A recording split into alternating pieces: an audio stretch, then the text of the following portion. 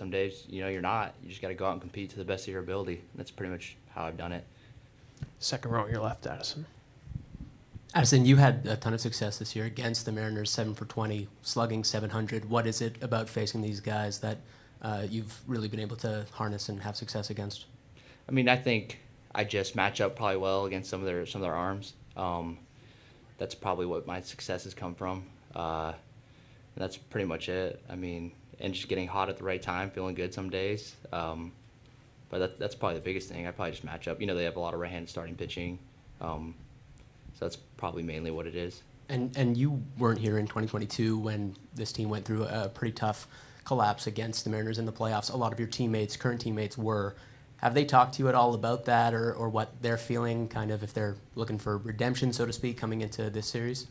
No, I haven't heard anything about it. I mean, I know what happened, but no, I don't think anybody's really talking about it. I think we're just focused on going out and competing and, winning the series. Other questions? Yeah, the third row on your left, Addison. Can you just talk about the atmosphere?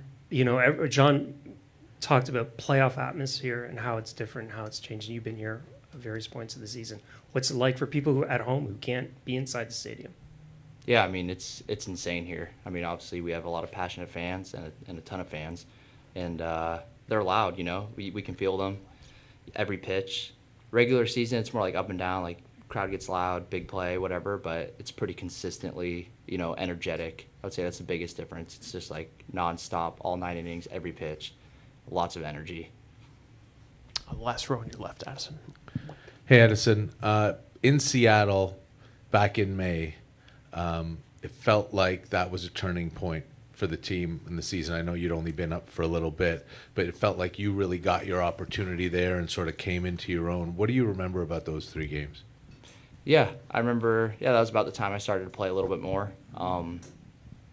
I'd just been not really playing a lot. I've been up like maybe a week and a half to 2 weeks and not really playing. So I had a lot of time to kind of dial in my swing and focus on some things that I needed to work on with Pop, our hitting coach. So we've been grinding, and I felt like I was in a good spot to go out and compete, and that's pretty much the biggest thing I remember. Do you feel like that kind of launched your season that weekend? Yeah, I would say so. Yeah, in a way, for sure. One row ahead, John. Addison, can you describe the impact that George Springer has had on you as a teammate, maybe the best advice that he's given you to this point? Yeah, I mean, he's given me a lot of advice. I think the biggest thing he kind of tells the younger guys and me is just kind of how to take care of your body for the full season, because I kind of go all day, every day, pretty hard, take a lot of swings, a lot of throws, very intentful. So he'll step in and give me some advice like, hey, just don't hit BP today, or you got to be ready for October and those kind of things. That's his biggest thing, is just like kind of managing your workload throughout the season, because it's obviously a long year, and it's not easy to just take a break every now and then. You just want to go. So that's kind of the biggest piece of advice he has. And just lastly, one more thing on the Mariner connection. Have you ever had a chance to meet Ichiro before? I have vaguely, just like a little bit, but nothing, not really, But he was my favorite player growing up, obviously. I've said it lots of times. The fourth row on your right, Addison. Part of the Jays' success this year is being able to reduce the number of strikeouts at the plate. With the success that Vlad had in the divisional series, there might be some pitching around. Can you talk about your approach if they do pitch around Vlad and go to you? Yeah, I mean, obviously, depending on the situation, I'm going to be aggressive on the pitch I want to hit, and take your chances. Hitting's hard, so you just kind of got to hunt a pitch and take a chance. That's the biggest thing. Go to the fourth row on your left, Addison. Addie, is there something that Pop and the hitting staff clicked with you this season? Everybody seems to have a little something when I ask them. What was it for you? Yeah, I think it was. I've been working on some, very specific things the last couple years that were kind of, I don't want to say like against my natural movements, but that they were harder for me to do. And his big thing was just kind of going back to being myself and kind of swinging how I used to swing in a way. So it was just really simple in that way. Like kind of, he just, he allowed more space to be yourself in your swing and in your movement. And that was really helpful for me. Other questions for Addison? Yes. John just told us that Trey's going to start game 2. Obviously, you've seen what he's done so far in this brief time, particularly in the DS. Just how excited are you to see the next start from Trey? Yeah, I'm super excited. I think we all are. I mean, he's pretty special. Like, to be able to do what he did in the regular season and in the division series is, it's not something that's it's kind of unrealistic. But he's been able to do it. It's been amazing to watch, and we're super excited to have him. Other questions? Anything else for Addison? All right, Addison, have a great series. Thanks for taking the time. Appreciate it. Thank you, guys. Trey will be on in a few minutes. Thanks, Addison.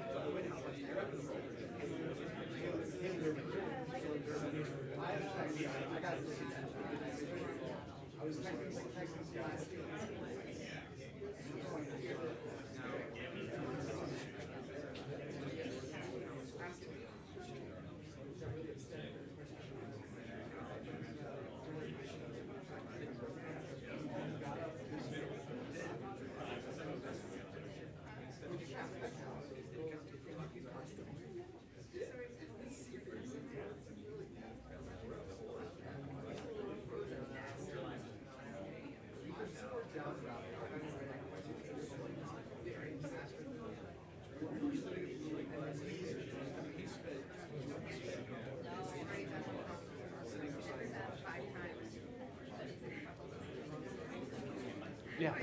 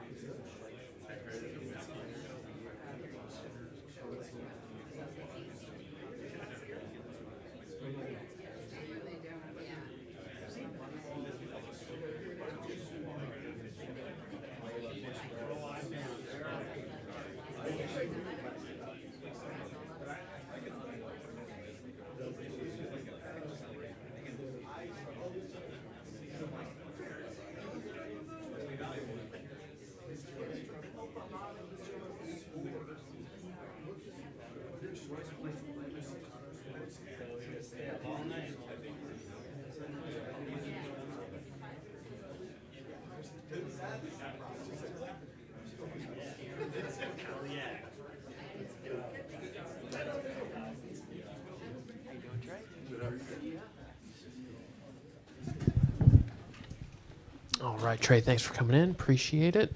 Who's got the first question? I want to start off by saying something.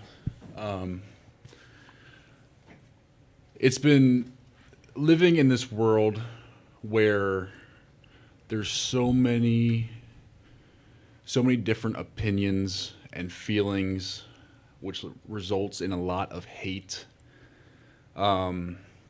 It's sad to see that people close to me are being attacked for my performances on the field. These people have done nothing to warrant negativity for my actions. Whether that's my parents, my brothers, my girlfriend, family, it's just really sad. And I know I have the platform to address it, so I am, and I hope that people can realize that those individuals have nothing to do with what happens on the field or whatnot. And if you have a problem, I'm a man. I can take whatever opinions anybody has about me or my life. And yeah, so I just wanted to get that out there. All right, thanks, Trey. And behind you 100%. Who has the first question for Trey? We'll start in the second row on your right. We'll get you the microphone. Trey, do you mind if I ask a follow-up question to your opening statement, or would you like to move on? We can move on. All right. Obviously, you're going to be the Game 2 starter for the Blue Jays. How does that feel as a vote of confidence? Obviously, you did great against the Yankees, but how does that feel as a vote of confidence from your manager that he's sticking with what's working? It's a great feeling, being able to go out there and go out there and play for this team is special. The clubhouse is rallied behind me, and I mean, I have all the confidence in the world. Go to the fifth row on the left, Trey. Ben? Hey, Trey. We learned yesterday from John Schneider that you walking out to the bullpen at Yankee Stadium was a bit of a decoy. Just wondering if you could share your kind of experience of that and what went into that day for you. I was told that you guys were going to find out that I was available that day, but I truly wasn't. It's just a decoy.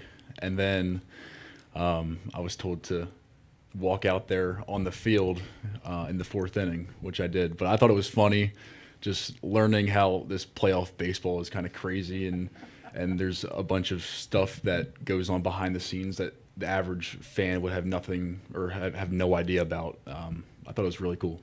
What was it like in the bullpen knowing that you weren't going to pitch? I would say it was a little bit more stressful than being in the dugout, just because guys in the bullpen were flying around, getting hot every inning. I never heard a phone that loud in my life, the one that rings down there. So it was a little different than what I'm used to, but it was a cool experience. Go one row behind to Mike. So, Trey, what was that walk like, and what were you hearing and seeing at Yankee Stadium? When I was walking down there, I was trying not to smile. I was trying to act locked in. But, I mean, no one really said anything. When I got to the bullpen, I heard some people, like, I don't even know what they were saying, but they were just, like, chattering and yelling some random stuff. But, I mean, it wasn't crazy. And just as far as all this is concerned, you've been here a month, not even. Are you getting used to this yet? Is this are you able to step back and say, okay, this is what's going on, or is this all still wild for you? It's still pretty wild. I never thought I would be here in this situation this year, so every day is something new, and I'm very blessed to be learning this in such a young career. One row ahead to John. Trey, when you think about the journey of your season, going from multiple minor league stops to here, certainly a lot of coaches, coordinators, different people in the organization had their handprints on your success and your progress. Can you share maybe some of the most impactful people and how they helped along your journey during the course of the season? Yeah, so I started my year off in low A, and I didn't know how professional baseball worked. So the pitching coach there, Corey, and the manager, Gil, they were great in allowing me to kind of figure out how this works from the start. And then along the way, every pitching coach had an amazing mentality, knew how to help me where I needed help, but not like reshape who I am as a pitcher. And all the support staff, as in strength coaches, nutritionists, trainers, I mean, across this entire organization, they're all phenomenal. And I give everybody in this organization a lot of credit. And just one follow-up. When you were a kid at home watching postseason baseball, who were your favorite players? Who were the teams that you were drawn to? Was there one World Series or one ALCS that really made a big impact on your heart in terms of dreaming about being here right now? I grew up a Phillies fan, but when they won the World Series, I was 5 years old, so I don't really remember too much about it. But I also grew up a big football fan, so in October there was a lot of football on in the house, and I can't really pick one certain playoff team or run or whatever, but yeah, I mean, this is my favorite one so far. We'll go to Jake before we move to our right. Jake, go ahead. So when you made your, low A debut this year in Jupiter, Florida, this was not on your radar at all. Between that day and like last week at Yankee Stadium, was there a moment when you started to like realize this could happen to you? Was there a start, an outing, a turning point, a conversation where this felt like a real possibility? Yeah, when they put me into the pen in Double-A, I knew the reason for that was to potentially come up here and throw out of the bullpen for the big league team. So that really showed me that this team has a lot of belief in me, and they just want to test it out, and I'm a real option. Fourth row on your right, Trey. Other than getting in your steps, walking to the bullpen in Game 4, what have you done to stay on schedule with so many days off? I've been doing my normal throwing. I was able to mix in a few more off days from throwing as well, just with like the difference in schedule and the way our off days have lined up. It's been really beneficial to get a lot of rest. But I mean, I've attempted to try to keep the same throwing schedule, lifting schedule, everything the same. So I think I've done a pretty good job at that. We see Bassett and Scherzer back on the roster. Can you talk about what those two and Kevin and Jose, veterans, have meant to you and advice they've given you? I mean, every single one of them has talked to me in their own way, and everyone has different messages. And they've really made this outlook on playoff baseball a lot smaller than what it is from the outside. I mean, it's still just baseball. It's still a game. And I got to go out there and treat it as such. There shouldn't be more pressure, or you shouldn't be freaking out about who's in the box or whatever it is. And it's great to have those guys in this clubhouse. One row ahead, Trey. Trey, a follow-up to your journey response. I have Casey Candel's version. What is your version of the moment he told you you had three options and you were getting called up? So I for some reason I had a feeling I was getting called up that day, and I walked into the clubhouse and I see him arranging chairs in the manager's office. I'm like, they're about to call me in there. And sure enough, they asked me to come in there, and I kind of had a intuition that what was going to happen. But Casey sat me down, and option number one was, this one is a little blurry in my head, but it was like, go back to Buffalo and just wait there and see what happens with the big league team. Option number two was shut down and go down to Florida. And option number three was go back to Buffalo and then drive up to Toronto that night and join the squad here before the trip to Tampa. And obviously I picked option number three. Do two last ones, third row on your left.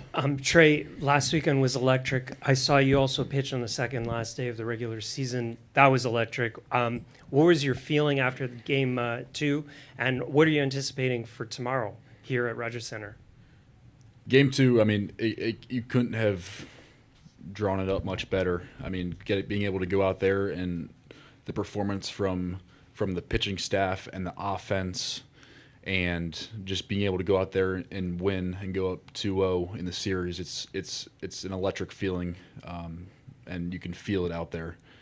But heading into tomorrow, I'm looking to not put, like I was saying earlier, not put too much pressure on myself. Just go out there and be who I am and be the pitcher I have always been, and trust my defense, trust my catchers, trust my offense. Finish up with Shy, 2 rows behind the last. Hey, Trey. Especially when you have a bigger gap between outings, is one of your pitches more finicky than the others in terms of keeping them sharp? And what goes into maintaining the best movement, best location with your fastball, split, and the slider? They're all pretty much the same. I'll always throw pretty much every single pitch every single day, unless it's after a heavy day where I just want to get the fastball and give my forearm a break. So I do put in that work with pretty much every single pitch just about every single day. And in terms of feel, which is the one that if you've got that set, the other ones work better? Definitely the heater. If that's in the zone, I know I can throw the breaking stuff off that and have them be effective. Trey, thanks so much for coming in. Have another great series. Thank you, everybody. From the Mariners, outfielder Dominic Canzone should be in any moment. Dominic will be at 4:30. John Schneider is at 4:55. Dan Wilson's at 5:10. And Matt Brash is at 5:20. All right. Well, we thank Dominic Canzone for coming in. If you have a question for Dominic, just raise your hand. We'll get you the microphone. Who's got the first question for Dominic? We'll start with John. 5 rows back on your left, Dominic. Hi, Dom. To follow up on the previous series, I noticed you and Dylan Dinkler, of course, Ohio State teammates. How much did you enjoy competing against him? I saw sometimes you'd come into the plate and acknowledge him a bit. What was that whole experience like, having somebody that you know so well on the opposite side? Yeah, obviously very special. One of my great friends from Ohio State, and got to play with him for a few years. Just a great person, spectacular athlete, and obviously you saw the type of cannon that he has and showed it off against us. But yeah, just awesome to be able to share that moment with him. And just from a standpoint of managing the fatigue for everybody, right? 15 innings, a long travel day yesterday. What do you sense is the mood of the group as you arrive here today for Game 1? Just excited. I mean, another opportunity, another great team to play against, and again, just excited for the opportunity. Any questions for Dominic? Yeah, go ahead, John. We'll get you, John. Yeah. Can you maybe just shed a little more light, Dom, on what that night was like after the game, and maybe how late you guys were able to enjoy it, and then at what point in time kind of the focus turns to, okay, we have another series to play right in front of us? Yeah, obviously, again, a special night and something that you dream of as a kid, especially with being able to walk it off at home. The crowd was unbelievable. It's just an out-of-body experience. It's hard to even talk about or replicate. So something I'll remember for the rest of my life, and obviously celebrated pretty good that night. But we had plenty of time to rest up yesterday, so we're ready to go. For Bryce, I know coming off of short rest for him, what level of excitement do you still have for him, even though it's a short amount of rest for him here to start Game 1? He obviously pitched great in Detroit, so he's ready to go. Everyone is all hands on deck, so I think, again, everyone lives for these type of moments, so I don't think anybody's thinking about if they're fatigued or not. They're just ready to go. Any questions for Dominic? Yeah, Shai. Hey, Dominic. I know you weren't there for the previous series with the Blue Jays, but when you get an opponent that you haven't seen all season versus one that you've got some more frequent or more recent looks at, how does that maybe change some of your pregame work, or anything that you're more targeting to try to get yourself familiar with when there just isn't that familiarity? I think, again, it's just sticking to who you are, not worrying so much about the opponent. We know we're a good team. We have great players on the team, so I think more just sticking to our normal routines, not trying to do anything that we wouldn't normally do, and, again, just getting your bodies ready. Other questions for Dominic? Anyone else? Yeah, John? To watch Cal have a series like he did, both offensively and defensively, it's so much focus on him this year as an MVP candidate, but what did that show, again, about his ability to find higher and higher levels at this time of year? Yeah, it was funny. I think it was like 3 games through the series. I saw some stat. It was like, Cal hasn't hit a homer in 7 games. And it was like, what do you want from the guy who's got like 5 or 6 hits already in the series? So it's almost, again, not just our team, but it seems like the whole country just expects him to hit a homer every game. So, again, he's just a special player, special talent, and a special person to just be around every single day and watch him go about his business. No questions for Dominic? Anything else? All right, Dominic, thank you so much for coming down. Have a great series. Appreciate it. John Schneider will be in here at 4:55. Dan Wilson will be in here at 5:10. And Matt Brash will be in here at 5:20.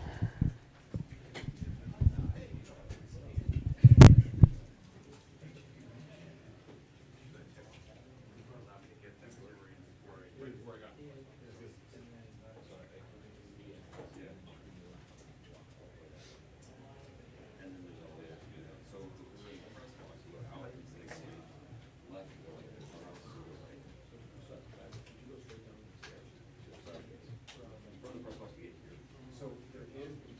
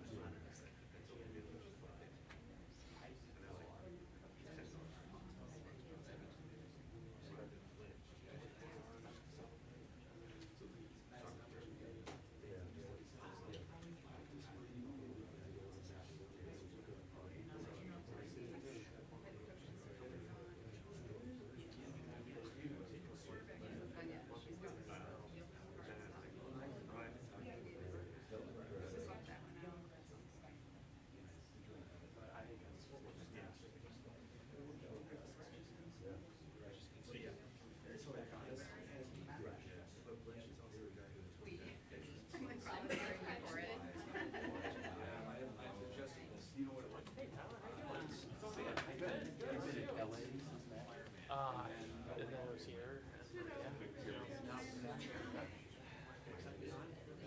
Does he? 30 for me. Really? I never. Sacramento? No. Yeah.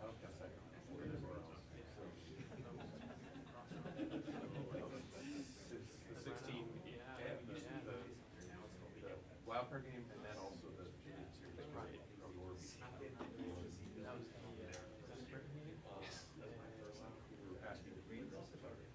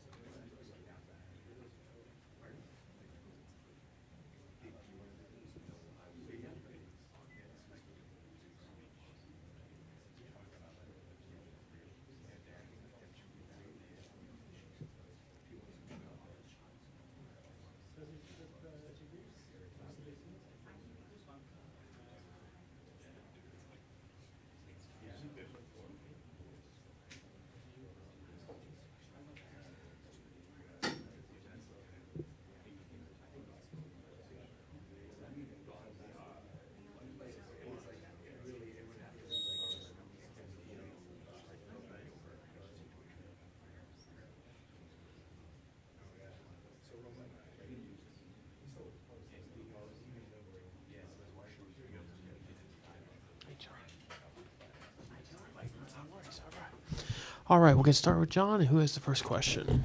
We'll start with Ben, fourth row on your left, John. Hey, John. Hey. Just seeing that Max and Chris are on your roster, just wondering if you could sort of outline how you expect to use them. However we see fit, really. They kind of know that. Probably Chris out of the pen, and Max if we need it. Kind of want him to be somewhat available for Game 4, and but he knows how to do the postseason. If we need him today or tomorrow, if things happen like they did back in Seattle, he'll be ready to go too. So both Chris and Max could be available today, and if things were to go certain directions. Yeah. We'll go to Jamie right behind. John, did Bo re-aggravate his injury running yesterday? No, and didn't set himself back, which is a good thing. I think, if anything, kind of just showed him and us that there's still a little bit of uncertainty there, and didn't want to put him in a compromised position. I feel for him because it's been a long 3 weeks physically and mentally. He wants nothing more to be out there. But he's going to keep himself ready and trying to get ready. Hopefully we advance, and hopefully he can kind of check off the boxes that we need him to check off.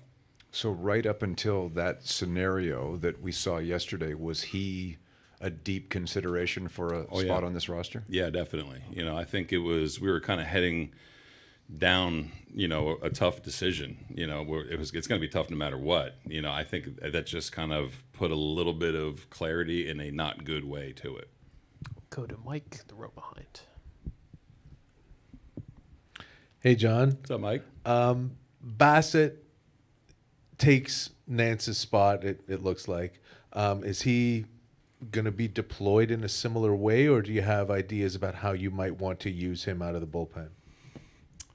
It could be similar, yeah, for sure, in certain spots of the lineup. But I think looking at, a difference between the 5-game series and a 7-game series, kind of how useful can he be, So, again, you're always planning for everything to kind of fall into place. And if everything falls into place, it's probably a limited role. But if things do not fall into place, you want to have some flexibility with a guy that we obviously trust. We still think Chris is a damn good pitcher. It was kind of matter of opponent and circumstance for the last series. So it could be anything, really.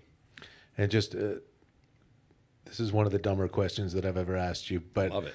I want to hear it from you. What is it that makes Trey the right choice to pitch tomorrow? You've been here. I think, pitching here, I think watching how unique his stuff can be, especially against teams that haven't seen him.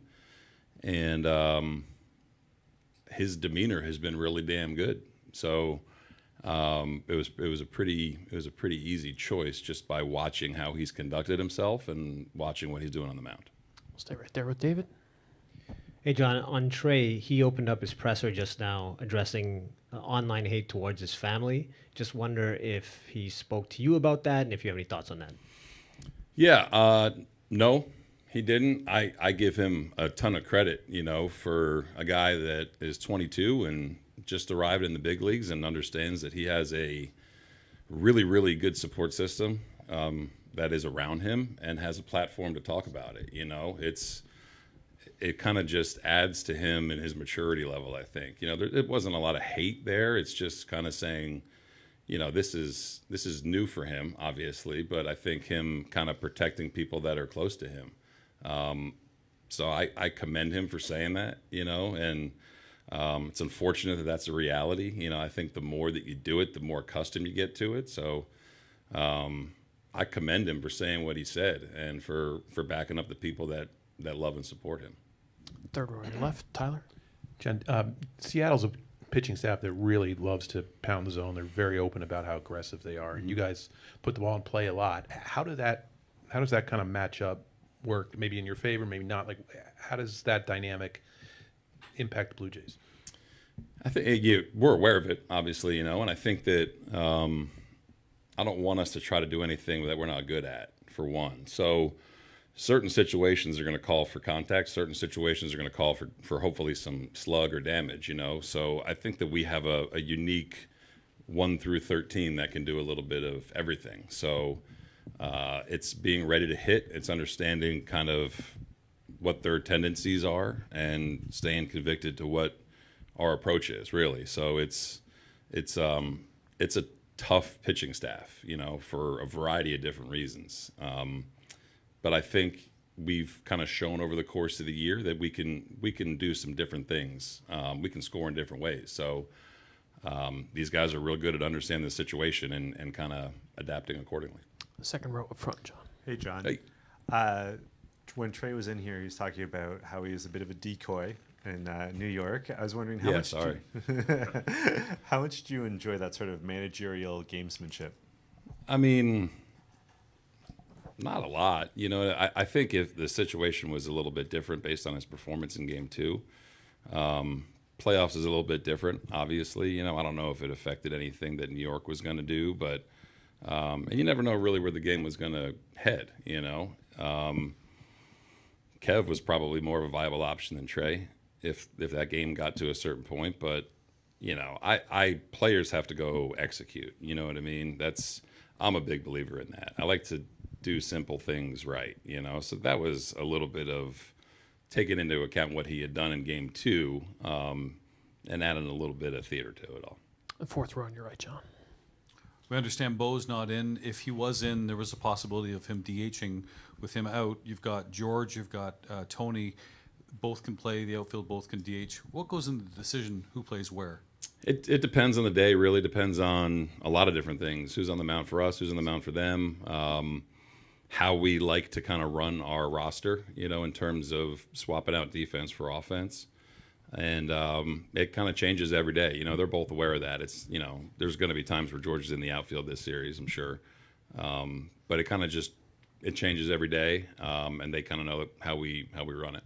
We'll stay in the same row. Hi, John. Do your thoughts or approach on facing Cal change this year, maybe as opposed to 3 years ago when he was batting 200? Now he's 380 in the last series.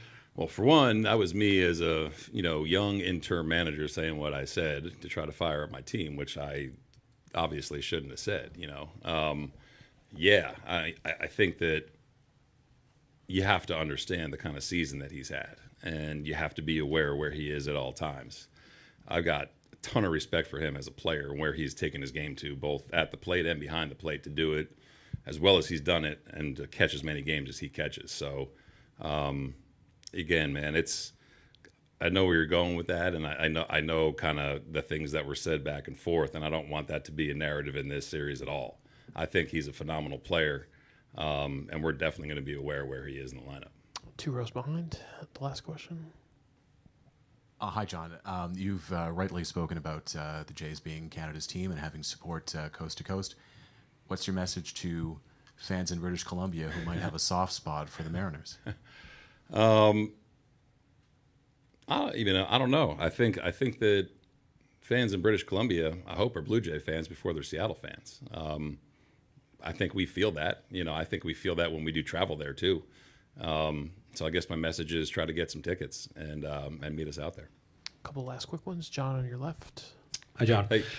When you look at Springer's success this year, it seems like a lot of it can be traced back to the role that he's had. He's talked about how his body feels great this time of year because of the DH days. Was that part of the original plan in spring training, or did that evolve a bit over time? Yeah, that was part of the original plan for sure. I mean, just kind of monitoring the number of games he played. And then when he started off the way he did offensively, it was tough to take him out of the lineup. So I remember going back to when we signed him, you know, talking about when you get to this part of the contract, there's going to be some more DH days built in. It was hard to do that for him the last couple of years based on where we were in the standings, based on who else we had on the roster.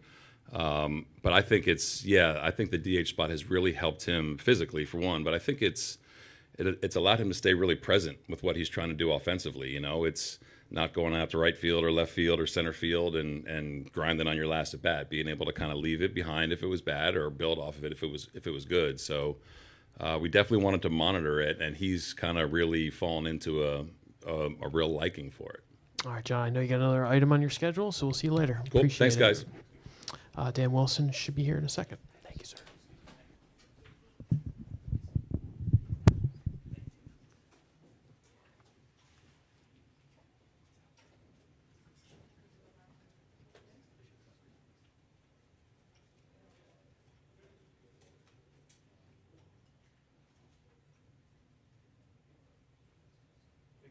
Yeah, of course.